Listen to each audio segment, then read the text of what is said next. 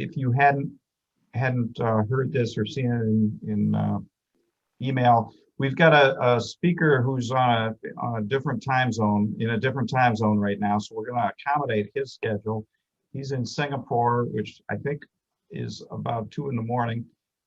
So we're going to have him give his presentation and then allow him to go back to bed or whatever he chooses to do from there. And then we'll move more into our normal meeting. So it's a little bit unique. I know we've got some brand new youth Rotars on the call as well.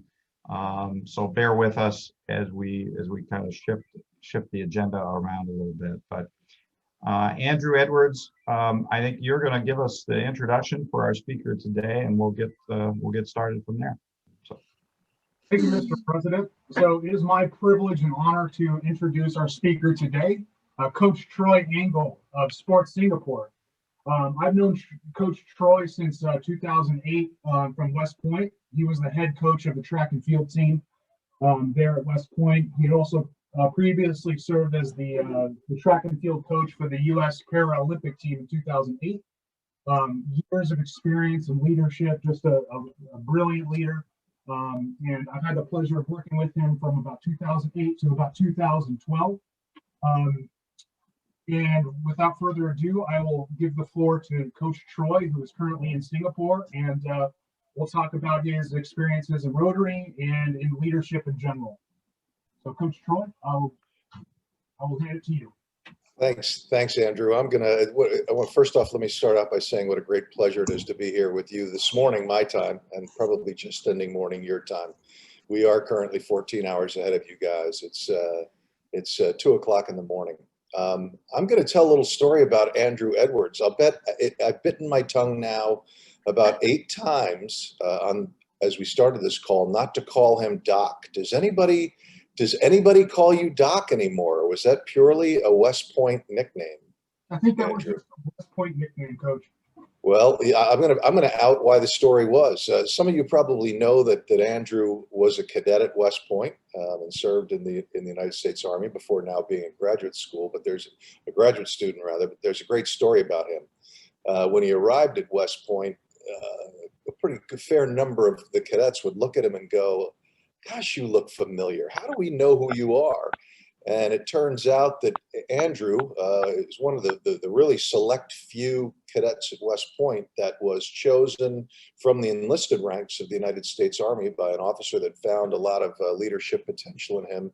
And several years before attending West Point Cadet Basic Training, had been the Army medic that had been treating all the cadets during Cadet Basic Training. So the upperclassmen, who normally treat first-year students as if they're, third-class citizens, were quite deferential to Doc because he bailed them out of a few problems a couple of years earlier, and he was one of the few plebes that had an endearing nickname of Doc. And he really was my right-hand man for my 4 years at West Point. So Doc, it's good to see you. He's one of the cadets from my 6-7 years as the head coach at West Point that I kept the closest in contact with because he really was my go-to guy. So it's an honor and privilege to have him invite me to come, and I was really glad to hear that he had joined Rotary.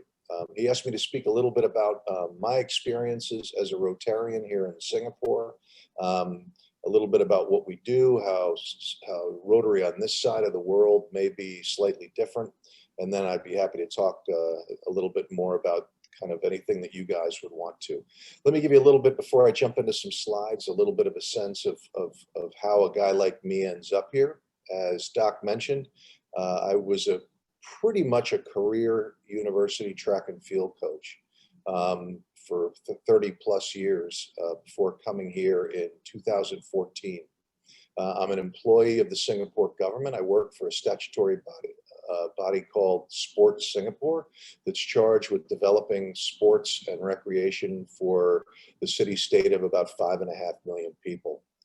When I came in 2014, my charge was to establish a national coaching program across all 70 plus sports that are played here in Singapore.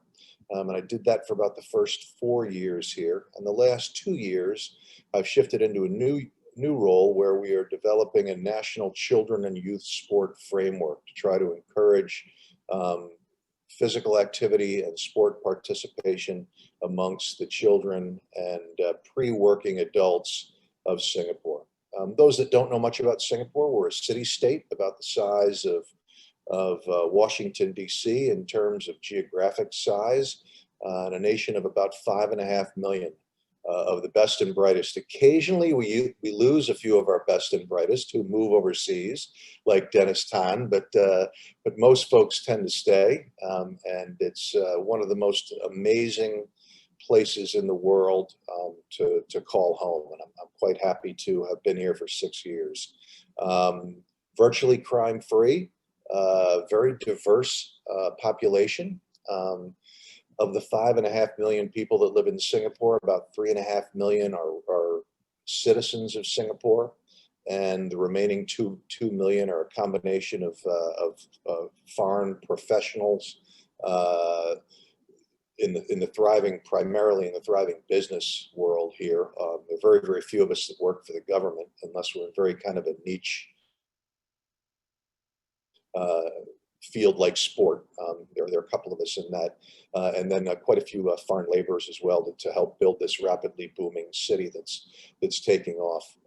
We're one of 3 city-states in the world, along with Vatican City and Monaco, and thank goodness we are relatively safe, not only from crime, incredibly low crime rate, but we're blessed with a geographic location of very few natural disasters, and we have not, thankfully, been very hard hit by the COVID problem, although we have been on very, very, very strict lockdown since about February. The government had developed good action plans as a result of being hard hit from SARS about 20 years ago. So we're very, very cautious, and in our nation of 5.5 million, have only had 28 deaths since the beginning of COVID. And for the last 2 weeks, we've only had 1 or so community case, but that's as a result of having our borders closed down basically for the last 8 months.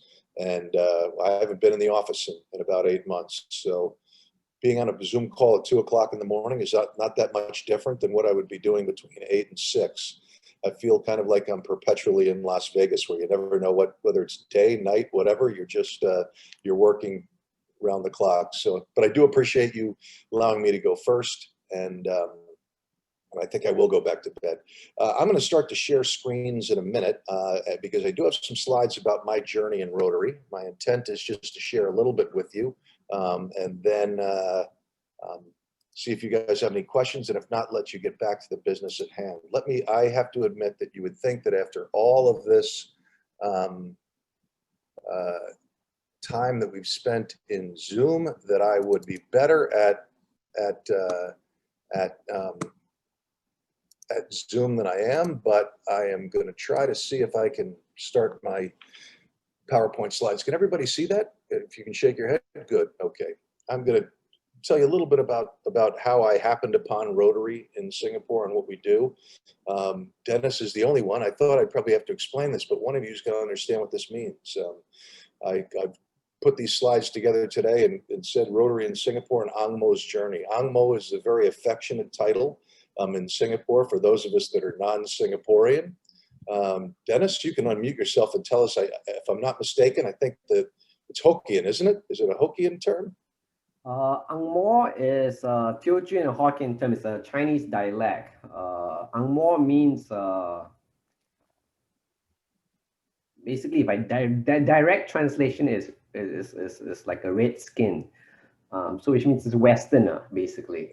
Ang Mo, anybody say Ang Mo, that means you're Western. You are from you're not local. You are an outsider, basically.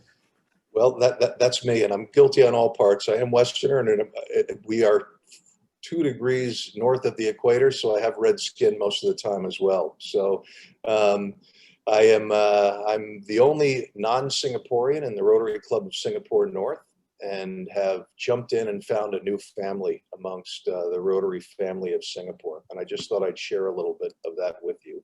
First off, I thought I'd tell you a little bit about how I ended up in Rotary. And don't disconnect me immediately as a result of the first bullet point here. I come from a very, very, very long line. I was born in Kansas, a small town called Council Grove. I come from a long line of family of Kiwanians. My grandfather had over 60 years of 100% perfect, uninterrupted attendance.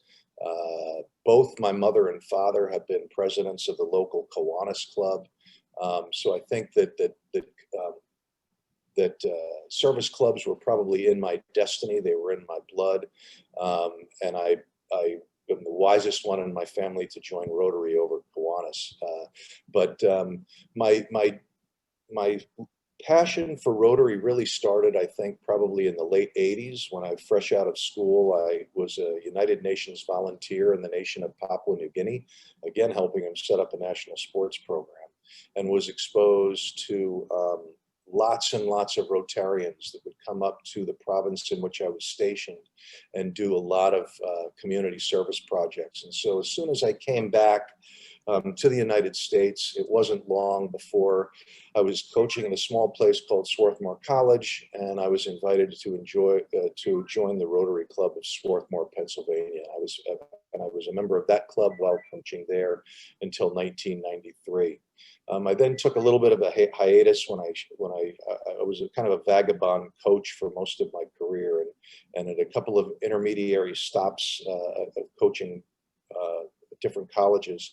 I left Rotary. I rejoined when I was coaching at a small school in Los Angeles called Occidental College, and was a member of the Rotary Club of Northeast Los Angeles from 2000 to 2006. When I moved to Colorado Springs to work for the United States Olympic Committee at that time, now the United States Olympic and Paralympic Committee, I joined the Rotary Club of downtown Colorado Springs for my time there. And then when I went to West Point in 2008 as the head coach, I did not join Rotary. And it's something I regret now, but I stepped away from Rotary for a little while. Although, Doc, I don't know if you knew this, Coach Rogers, Joe Rogers, one of my assistants, was actually a Rotarian in the West Point area. And then I had not been in Rotary since 2008 for quite some time, till I moved here in 2014. When I came here, I will be honest, my reason for joining was simple. I wanted a way to meet folks that were not public servants, not working in sport, but were the run-of-the-mill Singaporeans. So I joined Rotary entirely for the fellowship. I joined it so that I could meet folks who I knew would be committed to service above self, who would be folks that shared our kind of common bond of living a life committed to things like the four-way test. But it was really so that I had an opportunity to meet some friends, and was not disappointed. So within about 2 months of coming to Singapore in December of 2014, I joined the Rotary Club of Singapore North and haven't looked back since. But I'll be honest, when I came, I really was a Rotarian in name only. In all those stops before, and that's the RINO. I had been in several clubs, but never really fully participated except in some of the fellowship events, never held a leadership position, never really fully contributed to our service projects or understood the power of Rotary projects. And that all changed in 2017 when I was a participant in a program that I'm sure some of you have heard of, but after all the years I'd never had, called the Rotary Learning Institute. I was the president-elect at that point in time of our club, and I participated in the Rotary Learning Institute, which is so over the course of a couple of weekends with fellow new Rotarians about the history and tradition and power of the Rotary movement. And it really changed the way that I viewed Rotary and viewed my Rotary involvement. From 2017 to 2018, I was the president of the Rotary Club of Singapore North. And then I started, of course, to attend some district assemblies and conferences, and the rest is, as they say, is history. I got bitten by the Rotary bug, realized that a growing circle of my friends, of my trusted colleagues were Rotarians, and it just became an ever increasing part of my fabric and of my life. Since that time, I have become a member of the management committee of the Rotary Family Service Center of Singapore, which is a social support network. We serve about 400 cases of families in need in Singapore. Singapore is very, very lucky in that we don't have much crime, and there is a relatively high standard of living, but there are still families that need financial assistance or need support in the case of family abuse. And Rotary Clubs of Singapore founded one of the more prominent family service centers about 25 years ago. It's since been taken over funding-wise by the government, but Rotary still maintains a management role in supervising it. And I'm honored to be on the management committee there. And again, we have an average monthly caseload of about 400 cases. And during this COVID period, it's been critical. We've expanded to a second and about to expand to a third center. And I'm also on the board of directors of the foundation of the Rotary Clubs of Singapore, which is the fundraising arm of all the Rotary clubs within Singapore. We actually have a physical space, a Rotary house here that Rotary clubs can use for meetings. And we use this as our vehicle to raise money for community service projects around Singapore. And honestly, one of our greatest needs right now is the rapidly aging population of Singapore. There's a very low birth rate. We are really trying to raise funds to assist with elder care for the population of Singapore. This year, as Andrew mentioned, I was asked and I'm honored to serve as one of the assistant governors in District 3310, which means that I am assisting our district governor in visits and with the day-to-day pulse check on 4 of our Rotary clubs here in Singapore. A little bit about District 3310. I hope you can see that sign and that picture rather, to give you a sense of where Singapore is. We are the little red dot on the map in Southeast Asia. The District 3310 comprises actually all of Singapore, and Singapore has 23 clubs and roughly 800 Rotarians. But there are 71 clubs in the district, 23 in Singapore, 2 in the Sultanate of Brunei, which is a very, very interesting place. I've had the opportunity to go there as well, and then spread out across several of the provinces of Malaysia, the southern part of Malaysia, Johor, Malacca, and then Sabah and Sarawak, which are the 2 parts of East Malaysia as well, which are those that are in the red there. So we are a fairly geographically diverse district in that we've got 3 countries and we've got a little bit of travel between, but it's we're still a pretty vibrant and exciting place to be. And then I'm sure that some of you know in a couple of years, the Rotary International Conference will be held in Singapore. I think it is scheduled to be this coming year is Taipei. Then I think it goes to,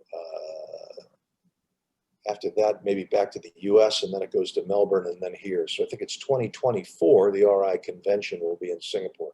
And we're looking forward to hosting that. And I'm hopeful that I'll still be here when that time comes, and maybe I can host you. As I mentioned, we have about 800 Rotarians in Singapore. We run the gamut from very, very small clubs. We do have a couple of clubs. We have an E-club that meets relatively infrequently in person, but we have a couple small clubs that have maybe a smaller kind of a niche interest group. Our largest club is the Rotary Club of Singapore, which is the oldest club. It was founded in 1930. Just had their 90th anniversary and has about 150 members. But again, as a city-state, it's not like it's the downtown club. They all kind of meet around the downtown, but they are deep in the heart of the city and are quite an active one. To put it into perspective, at their 90th birthday celebration, which was canceled because of COVID, the president was to be in attendance. The year before, at their installation and anniversary, the Speaker of Parliament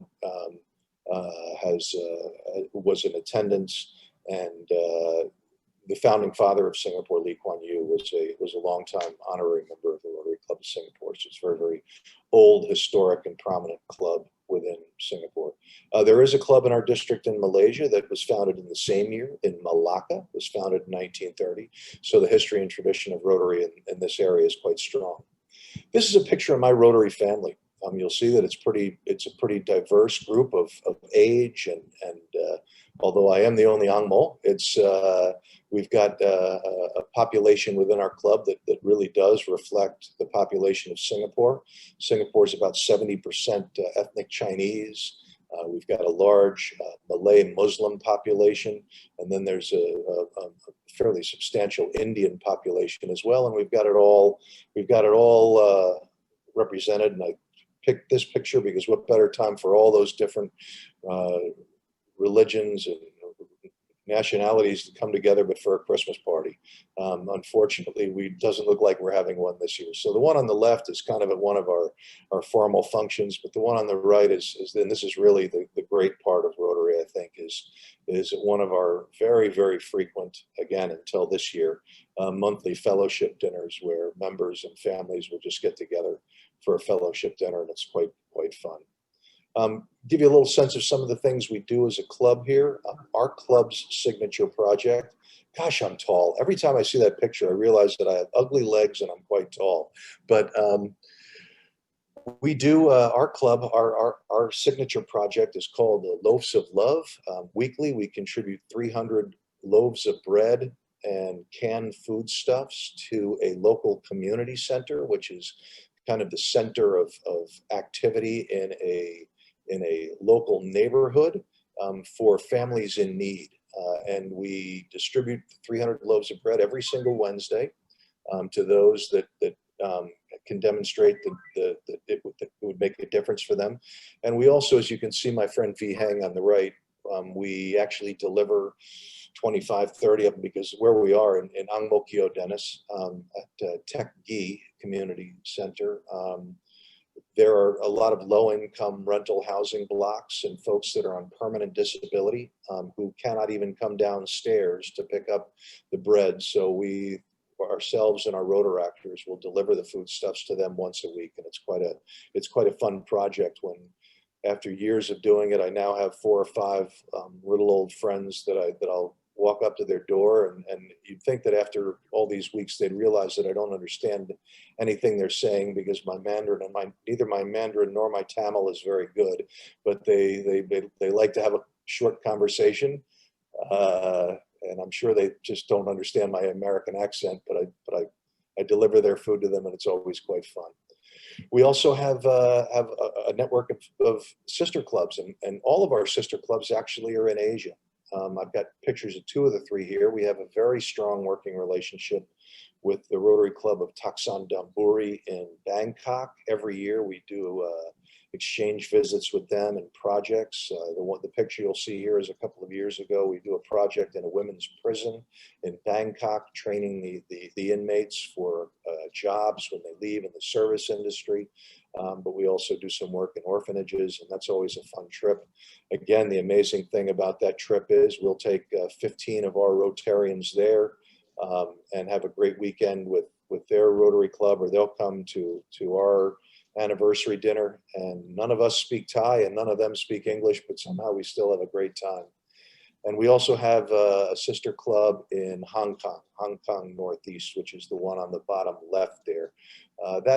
That's been a long-standing, probably 30+ years sister club relationship. Hong Kong is about a 4-hour flight, which in Asia is a very short flight for us. We'll go there. We just, during my year of presidency, we assigned a sister club agreement with a club in Quezon City in the Philippines that we were very, very excited about, one of the larger clubs in the Manila area. But unfortunately, COVID really didn't allow us to do much with them. So we have 3 sister clubs all around Asia. We also, and I was glad to hear Dennis say that he was an interactor. Rotaract and Interact, I think one of the biggest differences that I've noticed about Rotary here than at home is the real strength of Interact and Rotaract. And it's very much a fabric of kind of young people's lives here. Of course, I was familiar with things like RILA and Rotaract projects, but our Rotaract club clubs, we sponsor 2 of them, are really, really, really very, very active. And this is a picture that I just found of last year. So it's just almost a year ago exactly, in September of 2019. A few of us went over with about a dozen or so of our Rotaractors from ITE College Central, Dennis, to Cambodia. We were in a village kind of between, we flew into Phnom Penh and drove about 2 hours and spent a few days working in one of the local schools. And it really was a tremendous life-changing experience. I mean, I think the opportunity here, as close as we are to get involved in as many projects as we can, has really been a big difference for me in showing me the power of Rotary. And again, we have a very, very high number of Rotaract and Interact clubs that are here in Singapore. So a lot of young Rotarians grow up with the experience that Dennis had, where they've been Interactors, they've been Rotaractors. There are a number of community-based Rotaract clubs, but we face the same problems that Rotary does globally, that we have an aging population in general as well. We don't have too many people like Andrew in our club. They look more like me. So having a vibrant Rotaract club helps is kind of a way to get people interested. Last thing is that I'll say, and then I'd be happy to open it up for conversation, is Andrew asked a little bit about how we could potentially work together, or things that we're doing that may be of interest to you guys. So I threw out a couple of thoughts of ways that I'd love to have conversations. Number one, we have multiple projects and contacts in our regions, in the Philippines and Cambodia, both of which have very, very large Rotary families. Vietnam does not have any Rotary clubs, but in the last couple of years have opened their borders to Rotary clubs to come in to do community service projects. Rotary Clubs of Singapore, led by the Rotary Club of Singapore, last year did a youth project in Da Nang that was quite fun. I understand for those that went, but very well received. Indonesia is our immediate neighbor as well, and they have a lot of projects through Indonesia in childcare, in water supply, multiple opportunities to support programs there. Thailand as well, and India seems to be a place that a lot of Rotary Clubs of Singapore have started grant projects with as well, because it's not that far, and it's as well. So I would be very, very happy to help kind of connect your club with through our district with any of these districts or any of our club contacts, to see if there are ways that you guys would either be interested in having a sister club or involved in a project. And this is a downside of where we are. Sabah, which is in our district, which is in East Malaysia, actually in the past year, early in the year, had a couple of active cases of polio. And so in a lot of ways, the polio projects that we do are very, very impactful, because the rural parts of Sabah have had recent cases. So our district takes raising funds for polio very, very serious. Although it was not an outbreak, there were isolated cases, and it was a little bit of a scare that some of the folks from WHO and from the international office just near your neck of the woods came over to visit. So there are ongoing Stop End Polio Now projects, even in Malaysia. Parts of rural Malaysia, particularly Eastern Malaysia, which part of our district are really, really in need of support. There are also lots of need for water projects, even within our district. It's not uncommon for us in Singapore to have projects in East Malaysia, because there's a lot of village living still, a lot of schools that could use our support, a lot of water projects in both Sarawak and Sabah. And clubs in Singapore are always looking for partners to do global grants with. We have one of the masters globally at the global grant process is with the Rotary Club of Singapore, and heads up our District 3310 efforts. And if I'm not mistaken, every Rotary Club is allowed to have 10 open global grant projects at any given time. And the Rotary Club of Singapore, it never has an opening. So they have a network of being able to find projects that they go to all of our clubs and say, hey, we've got all the paperwork done. We've got the partner. We've got the funds. We just need a club to assist with it. Would you do it? Our club last year, in the first 2 or 3 that we helped with them, they didn't even need any funds from our club. They just needed a co-sponsoring club. And so I think that there's a lot of opportunity if clubs in the U.S. were interested to be a global grant partner in Asia, either Southeast Asia or South Asia, there would be that opportunity. And then finally, I guess I would hope that maybe somebody from Wausau would be in Taipei if the convention gets started.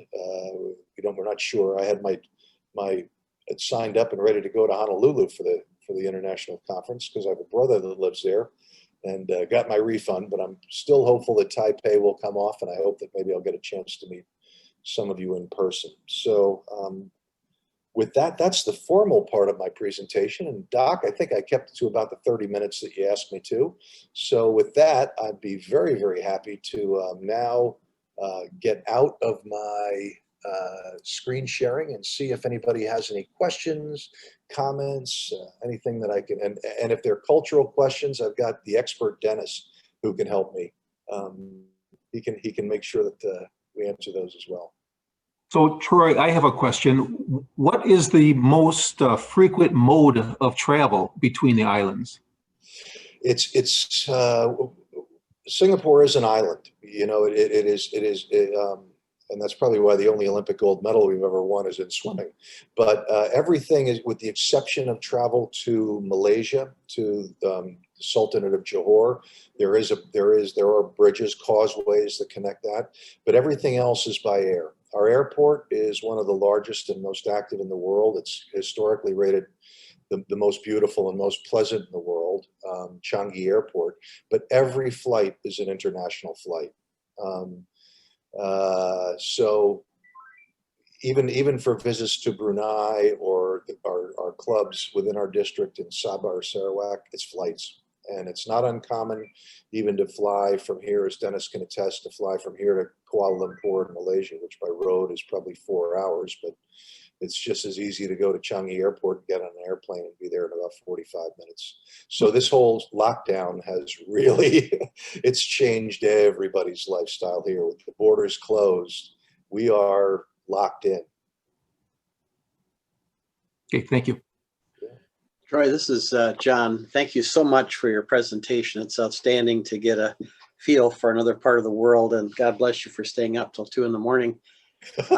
How do you navigate language? You know, obviously, sounds like you have a mixed cultural experience there in Singapore, but what language is most commonly spoken, and how do you navigate that to do what you do?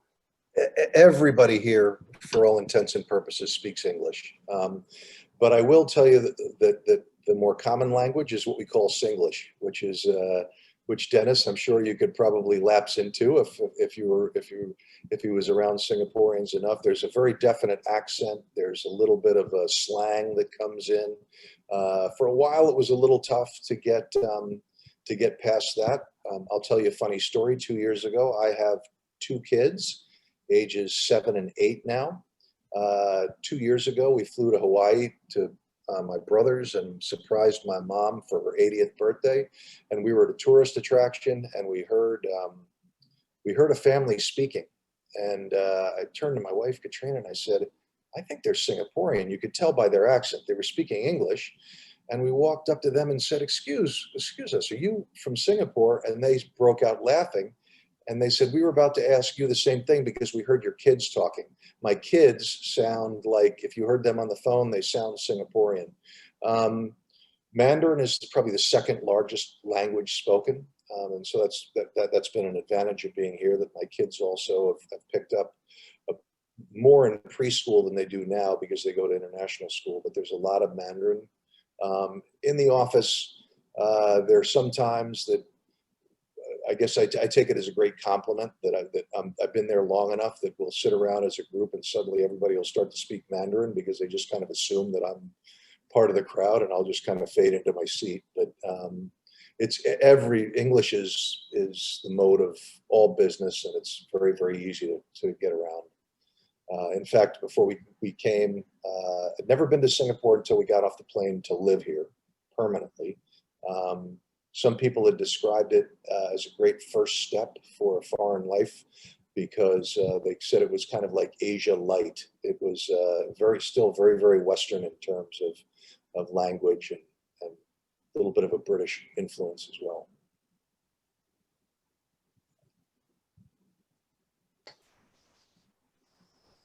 Other questions for Troy?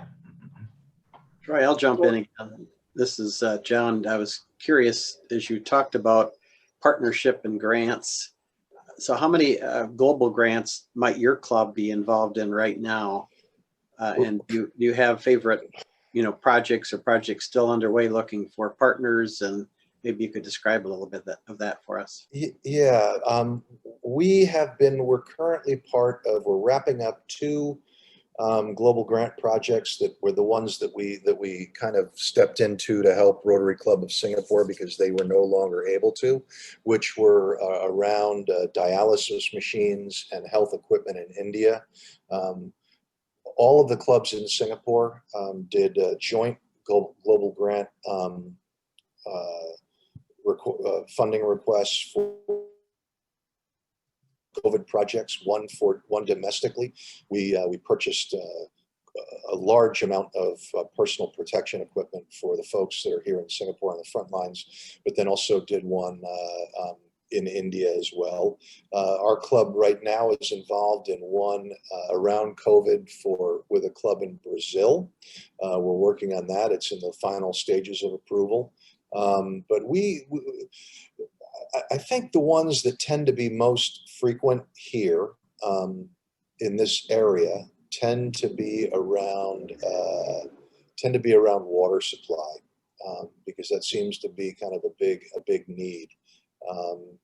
But there are clubs here that are just anxious to get involved, and so I think if any project were to be presented to a club in Singapore, there'd probably be some interest.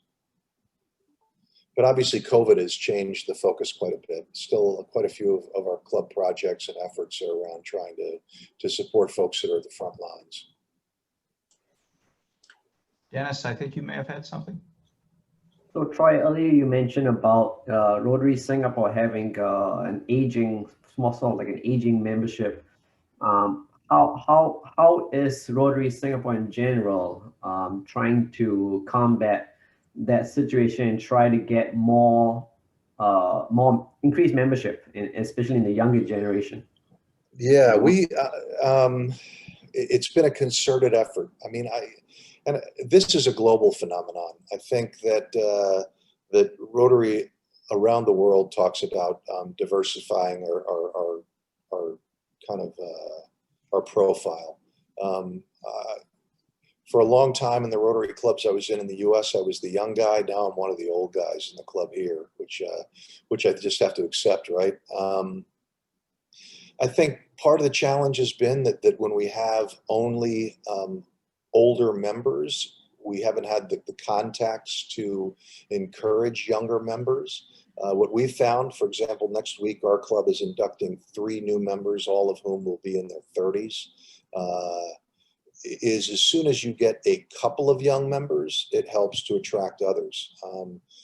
But it's a common problem with age and also with gender, I think.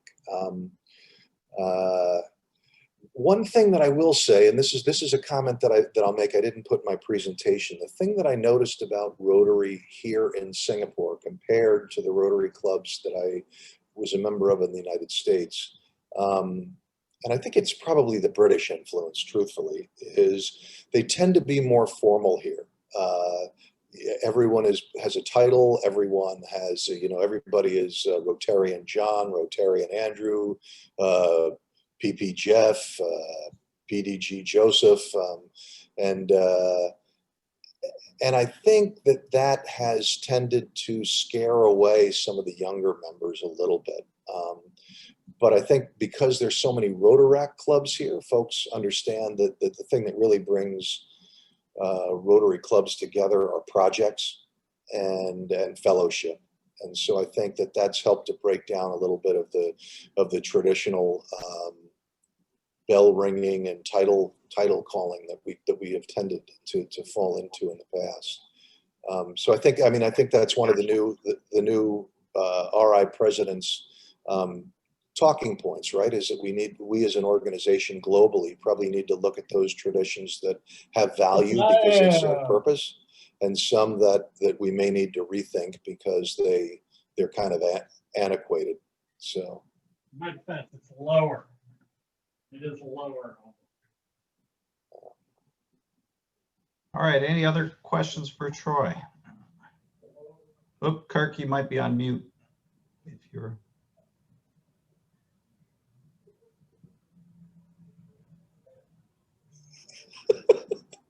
You're still muted, Kirk. He's working on it. I will tell you, Sean's not muted. Hopefully he after this COVID thing is over, the two things I hope I never hear or have to say is, number one is, you're muted, please unmute yourself, or can you hear me now? That's like a part of our language that's just become way too ingrained.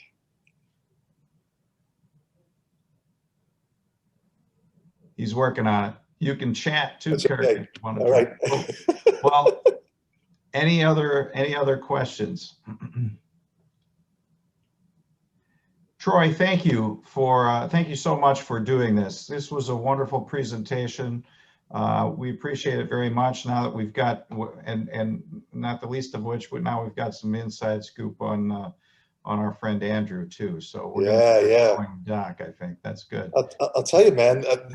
I can't see the ears, Doc. It's quite shocking to me. I'm used to that high and tight, and you being really kind of He's literally letting his hair down now that he's down, right? By the way, I'd be remiss if I didn't say, Doc, my wife Katrina says hello. She said to tell you hello. Oh, she's not awake now. She said that hours ago. Tell her that I say hello as well. I will. Okay. Troy, thank you again. We'll let you drop off and get your rest. So thanks for having me, friends. Thank you, and I do hope to see you at an RI convention. Or at some point again, maybe I'll visit your club when we get back to normal. Thanks again. That'd be great. Thanks, Troy. Thank you, Coach. Bye-bye. See you, Doc. Thank you. Okay. That was a great presentation, Andrew. Very informative. Thank you very much for pulling that together. So thanks for the opportunity. My pleasure. I haven't seen Troy in a long time, so it was great to see him again. Yeah. Okay. So a little bit of a reverse agenda today. It's the first meeting of the month, so we have a bunch of new youth Rotars. Dr. Peck, do you want to kind of make your introductions? We're at about 12:45, so you can allocate your time as you see fit, but that's what we've got to introduce our youth Rotars today. Thank you, Mr. President, and a very, very most sincere and hearty Rotarian welcome to our youth Rotars who are joining us today.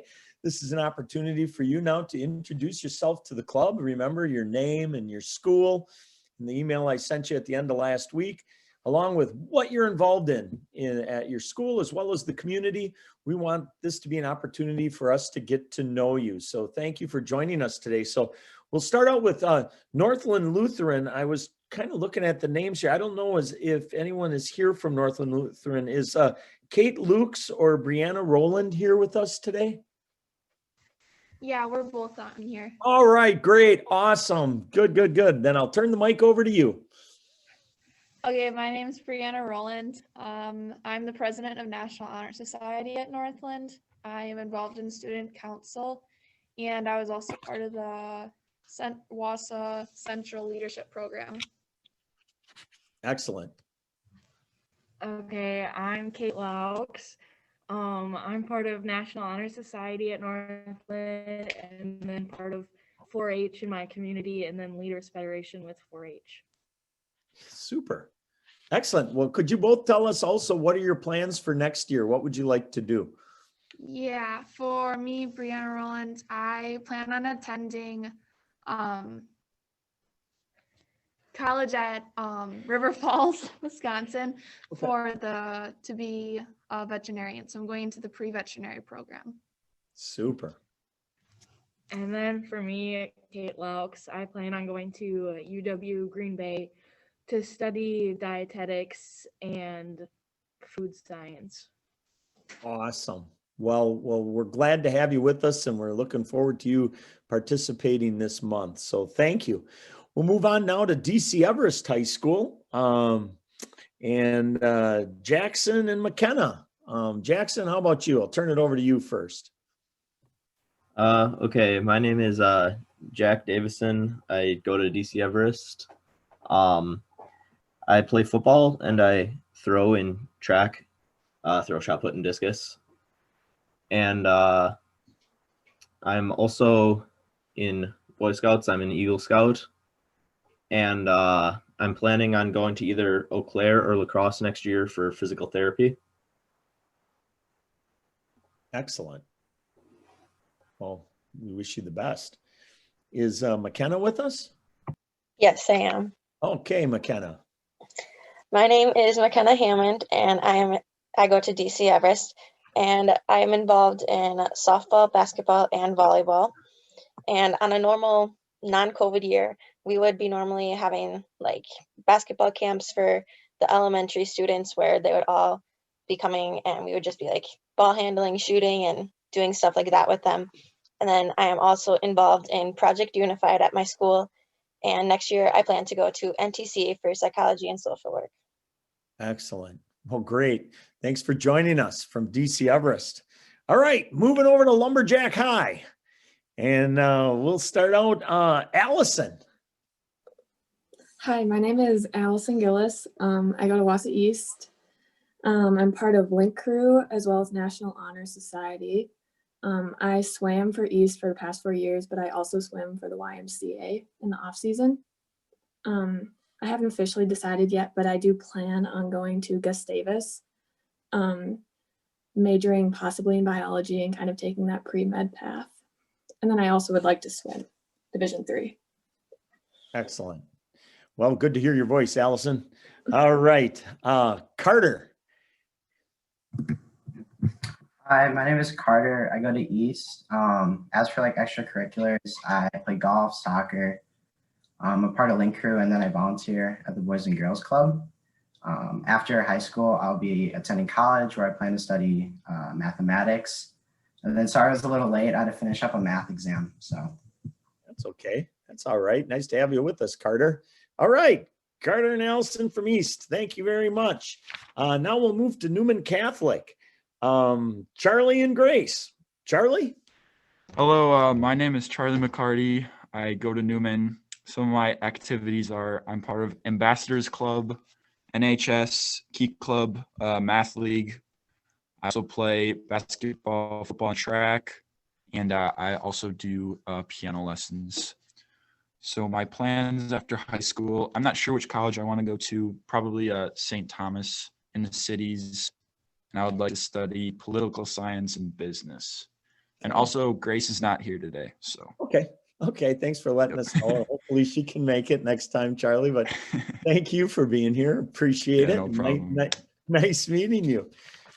All right, then we'll go over to Warrior High, Wausau West, where we have Madeline and Ruben. Anybody from Wausau West with us today? Okay, maybe not. Well, to the rest of the youth rotors that are here, thank you so much. I know that it's kind of a short month in attendance for you. You're more than welcome to come next month too, if you'd like. We want you to participate in these meetings, listen to the presentations, ask questions. If something positive's going on at your school, please let us know. Like I said, this is an opportunity for us to get to know you. And even though they're virtual meetings, we hope that someday, wherever you end up, whatever community, you start putting your roots down and you want to join a service organization, you'll think and say, you know what, I remember when I was back in high school being a youth rotor. We eventually want you to become Rotarians. In addition, our Rotary Club sponsors some outstanding scholarships. So please talk to your counselors. They'll know how to access the scholarships for you, and we look forward to your applications. We hope you apply, but you've been selected by your schools as representing the very best of your schools, and especially our motto, service above self. So I want to congratulate you and welcome you to the Rotary Club of Wausau. We'll look forward to getting to know you even better as the month progresses. And right now, I'm going to turn it back over to our president. Thank you. Thank you, Dr. Peck, and welcome Youth Rotars. Thanks. Great to hear from everybody. Okay, a couple of quick announcements in terms of birthdays and anniversaries, and then I know we've got a couple of other announcements that we'll try to get in under the wire before we end the meeting today. So we've got some December birthdays. Lori Prochnow and Dennis. Happy birthday, Dennis. He's here virtually. I'm going to suggest we spare you from trying to sing in unison over Zoom, but know that we are wishing you our best, and you look great, great for 38 or whatever you said it was, Dennis. So happy birthday, and happy birthday to Lori as well. I'm sure some of us are still keeping in touch with her. Kelly, tomorrow, happy birthday to you. 38, I'm sure for you too, right, Kelly? Of course. All right. And then anniversaries. Kelly, again, 18 with this club. I think longer than that as a Rotarian. And Mary has an honorary 1 year our server at the Jefferson Street Inn. And I think we've got a pretty significant one that I know I saw some email traffic over the weekend on.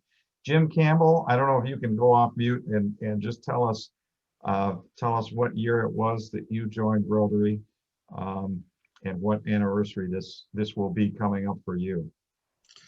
I was asked to join on December 11th, 1978 by the Vice President of First Wisconsin Bank.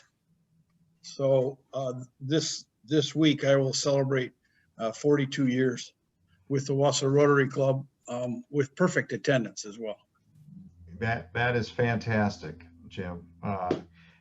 I won't tell you where I was in 1978, but I'm curious who was the first American bank vice president that asked you to join? I might know that name.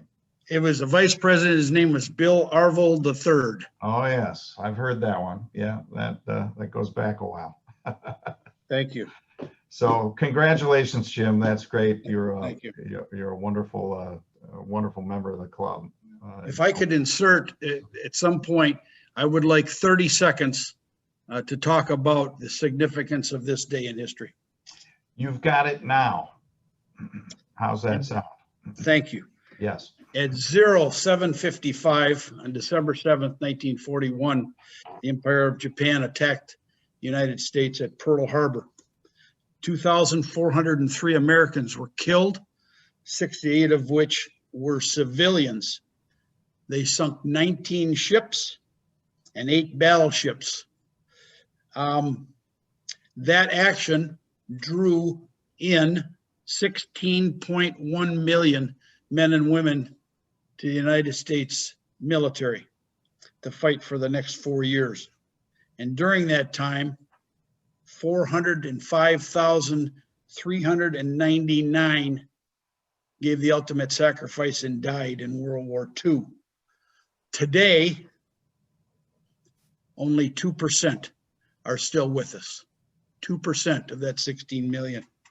Interestingly enough, last point, the Empire of Japan made 3 glaring errors that literally would have changed the course of the war. Number 1, they missed the fuel depot where all the fuel was stored in Pearl Harbor. They missed the repair and maintenance section. So we were able to repair most of the battleships and ships pretty quickly. And number 3, and probably most importantly, the 3 aircraft carriers were not in port, they were out at sea and were able to respond to the Japan attack.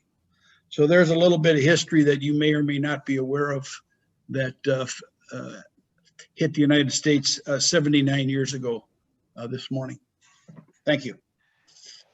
A date that will live in infamy, right, Jim? I think that was the That is exactly correct. Yes. Interestingly enough, in his first draft, President Roosevelt had written down, this is a day that will live in history. And he crossed that off and changed it. And which of course, every American knows that phrase now. Sure, sure. Well, thank you. Yep.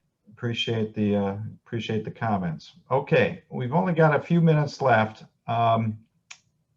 Maybe we want to just introduce a couple of these topics.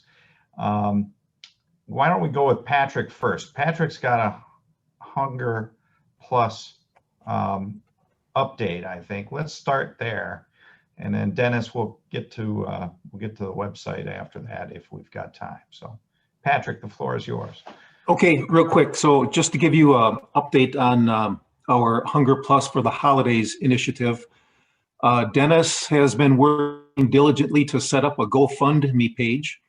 Brad Peck has agreed to have a Zoom interview with a social worker from the Wausau School District who knows the needy children quite well and the needs of them. And we are going to be, right now the goal is to raise $3,000 to purchase vouchers for meat and produce for a holiday meal.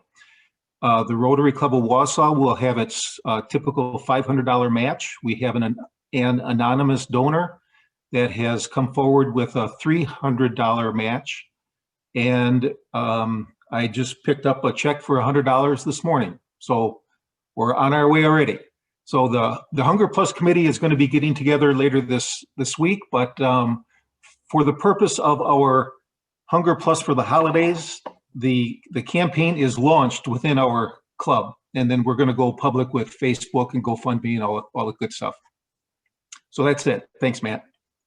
All right, thanks, Patrick. I see some chats going on here that, so Dennis, and these kind of dovetail together, the GoFundMe page you've got set up. It looks like somebody tried to click on it and it may. I gotta make it live. So you gotta make it live. Okay, so. I'll have it live just right after the meeting. Patience, young grasshopper. Okay, so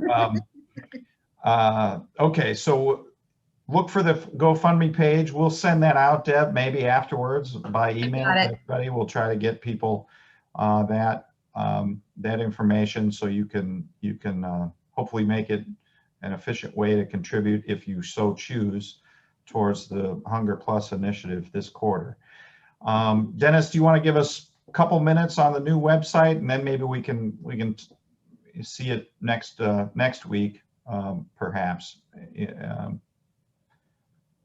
Yeah. So basically, on the new website, I'll just do a quick view. The new website's coming up. Just putting in all the information on there. This is still a trial version. It's going to expire in 16 days, and I'll probably have to get a full version, and then I can do a lot more tweaks. I may actually just go ahead with it, and just be able to move content from the old to the new, and everything's all going to be powered by DeckDB. So nothing much is just going to change. Information is still going to be on there. We'll try to keep it clean and tidy moving forward. Basically, if there's anything, we'll just keep the site fresh looking and all the contents you need. So that's all I have. That's great. Thanks, Dennis. And just to refresh everybody's memory, the idea here is to make it easy to update and kind of stay updated with our information. It's got some nice tools that I think are going to be helpful to us going forward for the club. So thanks to Dennis for all his efforts thus far in pulling this together. It's very helpful. So All right, well, we had a great presentation today, I thought, but it meant that our normal meeting is probably abbreviated somewhat. That's okay. We can cover whatever we need to cover next week. And in the meantime, Matt? yes, go ahead, Deb. Just one really quick thing, everybody, because it's Yeah. tomorrow That's is our good. bell ringing day. I am still in desperate need of 3 people. One for 5 o'clock, I believe. I just put it in the chat for everybody here too. But one for the 5 to 6 p.m. shift and 2 for the 7 to 8 p.m. shifts. And then we have a full contingent. So if you can ring at all during one of those times, please let me know as soon as possible, or go into that Sign Up Genius and get signed up today. I'd really appreciate it. Is Did it you on say it's tomorrow? I thought it was Thursday. the 10th? No, Yeah, the The 10th. 10th. yeah, that's Oh, the Thursday. 10th, excuse me, yeah, the 10th. I'm sorry. Yeah, I'm getting ahead of myself. Thank you. It's been one of those days today. It's yeah, Thursday the 10th. We are up, and I'm still short 3 ringers, so my apologies. But yeah, stop laughing, Kirk.